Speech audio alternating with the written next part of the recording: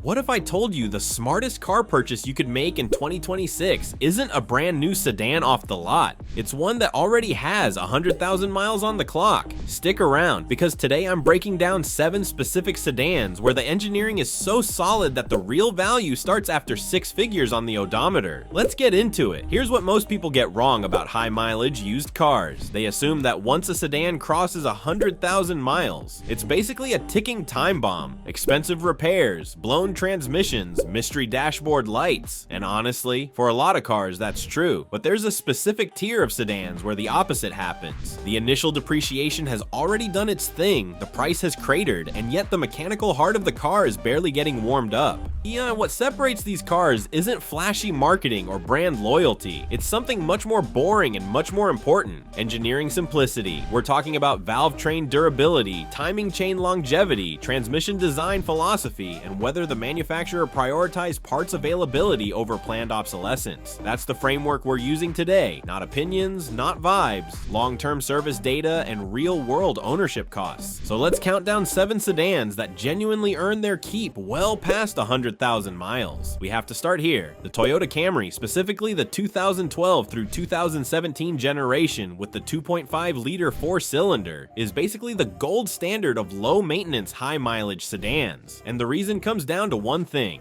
the 2ARFE engine. This is a naturally aspirated dual overhead cam 4-cylinder with a timing chain, not a timing belt. That distinction matters enormously because a timing chain is designed to last the life of the engine, while a timing belt is a scheduled maintenance item that can cost you $600 to $1,000. The 2ARFE just doesn't ask much from you. Oil changes, filters, brake pads, and that's genuinely most of what you'll need for years. Parts availability for the Camry is exceptional. Aftermarket support is massive. Independent mechanics know this engine inside and out, which keeps labor costs down. You can realistically find a 2015 Camry with 110,000 miles for under $12,000, and the cost of ownership from that point forward is among the lowest in the entire sedan market. Right alongside the Camry sits the Honda Accord, specifically the 9th generation from 2013 to 2017 with the 2.4-liter Earth Dreams engine. Now, Honda and Toyota are often grouped together, but the engineering philosophy here is actually a little different, and it's worth understanding why. Honda's K-Series derived engines are famous for valve train durability. The way Honda machines its cylinder heads and cam journals results in incredibly tight tolerances that hold up under long-term stress. The direct injection system on the Earth Dreams engine is efficient, and while direct injection can sometimes cause carbon buildup on intake valves, Honda's design mitigates this better than most competitors. The 6-speed automatic transmission in these Accords is also a strong point. Unlike some continuously variable transmissions that degrade over time, Honda used a traditional torque converter automatic here, which has a much stronger track record for longevity past 100,000 miles. Pair that with widely available OEM and aftermarket parts, and you've got a sedan that can realistically push 200,000 miles on routine maintenance alone. This one flies under the radar, and that's actually a huge advantage for buyers. The Mazda 6, particularly models from 2014 onward equipped with the 2.5-liter Skyactiv G engine, is one of the most mechanically refined sedans in this price range. And because Mazda doesn't carry the same resale hype as Toyota or Honda, depreciation hits harder, meaning you get more car for less money on the used market.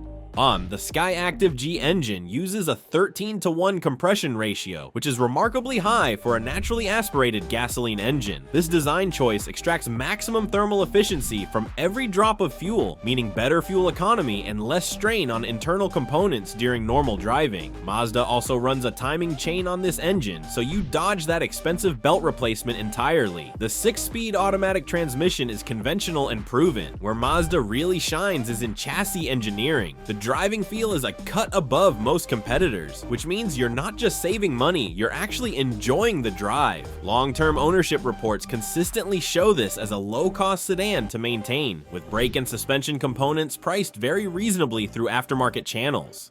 If you want more space and more power, but the same Toyota reliability backbone, the Avalon is the move. The 2013 through 2018 Avalon runs Toyota's legendary 2GRFE 3.5-liter V6, an engine that has been in continuous production across multiple Toyota and Lexus models for years. That kind of production volume means the engineering has been refined over millions of units, and parts availability is outstanding. The 2GRFE uses a timing chain, port injection, and a dual VVTi variable valve timing system. It produces around 268 horsepower, which is more than enough for a full-size sedan, and it does so without turbochargers or superchargers. That mechanical simplicity is the whole point. Fewer complex components means fewer expensive failure points past 100,000 miles. Avalon depreciate faster than Camrys because they're less popular with younger buyers, which means you're getting essentially a Lexus-level ride for Camry-level used prices. The cabin is spacious, the ride quality is excellent, and the long-term service costs stay remarkably flat even at high mileage. Now I want to address the Honda Civic, specifically the 10th generation from 2016 through 2021. You have two engine options here, and the distinction matters for long-term maintenance costs. The 2.0-liter naturally aspirated engine is the simpler, more traditional choice. It's an evolution of Honda's R-Series, it uses a timing chain, and it's incredibly straightforward to service. If you're purely optimizing for the lowest possible maintenance costs beyond 100,000 miles, this is the engine to target. 1. The 1.5-liter turbocharged engine is more fuel efficient and more powerful, but turbochargers do introduce an additional maintenance variable. The turbo assembly itself, intercooler plumbing, and the higher thermal loads on engine oil all mean slightly more attention is needed. That said, Honda engineered this turbo setup to be durable, and real-world data shows strong reliability when owners follow the maintenance schedule, particularly with oil change intervals. Either way, the Civic benefits from Honda's enormous aftermarket parts ecosystem. Independent repair shops stock Civic parts as a default. Insurance costs are low, and because the Civic is one of the best-selling cars globally, finding one with reasonable mileage at a great price is straightforward, okay? I have to be careful here because Hyundai has a complicated reliability story, and I want to be precise. The Sonata makes this list, but only specific model years and engine combinations. The 2015 through 2019 Sonata with the 2.4-liter GDI4 cylinder had well-documented concerns with certain engine production runs related to metal debris during manufacturing. Hyundai addressed this through an extensive engine warranty extension and replacement program, so the critical thing to check when buying used is whether the engine has already been replaced or confirmed as unaffected. If you get a Sonata with a clean bill of health on the engine, one or better yet, one where the engine was replaced under warranty with an updated block,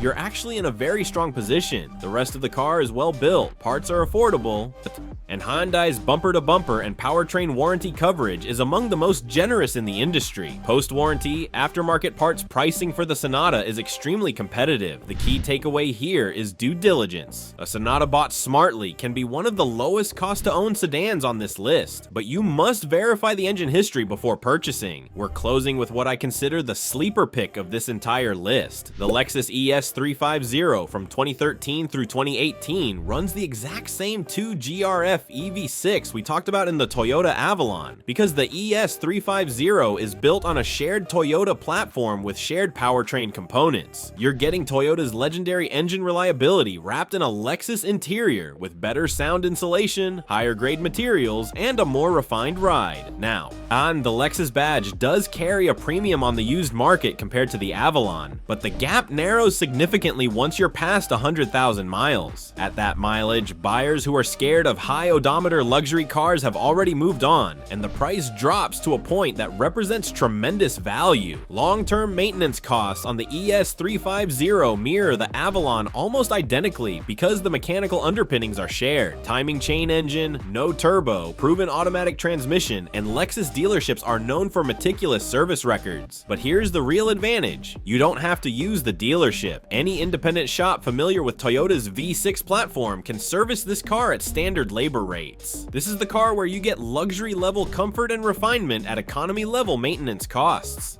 It's arguably the best overall value play on this entire list. So there you have it. 7 sedans where the engineering integrity genuinely outlasts the odometer. The common thread across every single one of these is mechanical mechanical simplicity, timing chains over timing belts, naturally aspirated engines over complex forced induction systems where possible, proven automatic transmissions, and massive parts availability that keeps repair costs grounded. If you're shopping for a used sedan and the mileage number scares you, let the service history guide you instead. A well-maintained Camry or Accord or ES350 with 120,000 miles will cost you less to own over the next 5 years than most brand new economy cars. That's not opinion, that's what the long-term data shows. If this breakdown helped you rethink how you shop for used cars, hit that subscribe button and drop a comment letting me know which of these 7 you'd actually go for. I'll see you in the next one.